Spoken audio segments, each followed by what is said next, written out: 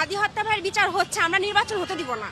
প্রশাসন তো মনে করেন এক প্রকার হাতে চুরি পড়ে আছে। আমরা এতগুলো মানুষ শীতের রাতে আজকে 20-22টা দিন ধরে আন্দোলন করতেছি, ওনার কোনো মাথা ব্যথা নাই।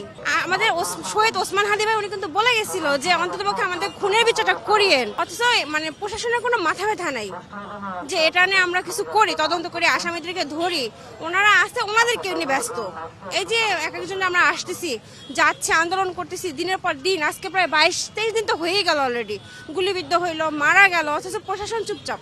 আসামি যে দেশের বাইরে চলে গেছে এটা তো পুরোপুরি আমাদেরকে এখনো নিশ্চিত করতে পারে নাই। কেউ বলতেছে সে ক্যান্টনমেন্টের ভিতরে আছে, কেউ বলতেছে সে ভারত চলে গেছে। এখন স্পেসিফিক ভাবে সে কোথায় আছে এটা তো আমরা এখনো জানি না।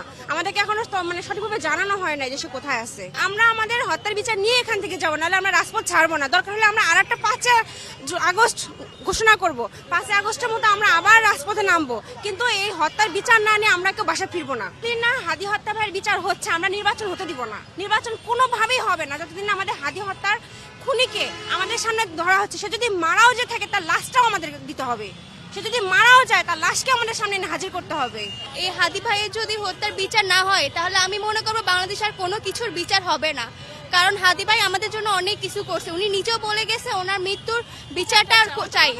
আর আমরাও ওনার ভাই বোন হিসাবে আমরাও বিচার চাই। উনি আর বিচার যতক্ষণ না হবে, দরকার হলে আমরা সারা জীবন এই রাজপথে থেকে যাব, তাও ওনার বিচার হওয়া পর্যন্ত আমরা যাব না। আমাদের বাসা হচ্ছে ফেনীতে, এখানে আন্দোলনের সাথে একাত্মতা পোষণ করার জন্য আসছি। আমরা হাদি হত্যার বিচার চাই, এখানে যিনি সংশ্লিষ্ট আছে ওনার হত্যার বিচার চাই। আমরা যে হত্যা করছে তাকে যেভাবে হোক এই সরকারের কাছে আমরা দাবি রাখি, সরকার যেভাবে হোক যেখান থেকে পারে ওনাকে হত্যাকারীকে নিয়ে আসে ফাঁসির ব্যবস্থা করে, এটা আমরা দাবি রাখি। হাদি হচ্ছে আমাদের জুলাইয়ের অন্যতম একজন নেতা। হ্যাঁ, ওনার টার্গেট ছিল ইনসাফ ভিত্তিক একটা রাষ্ট্র কায়েম করা। তা আমরা ওনার সাথে আছি যতদিন পর্যন্ত ওই যে হত্যা করছে তাকে না পাওয়া পর্যন্ত, তার বিচার কার্যক্রম না হওয়া পর্যন্ত আমরা এটার সাথে আছি এবং থাকবো। যতদিন বিচার না হয় ততদিন পর্যন্ত আমরা বিচারের আন্দোলন চালিয়ে যাব। সেক্ষেত্রে এটা সরকার দায় দিবে। সরকার যদি হাদির বিচার না করতে পারে সেটা সরকার দায়।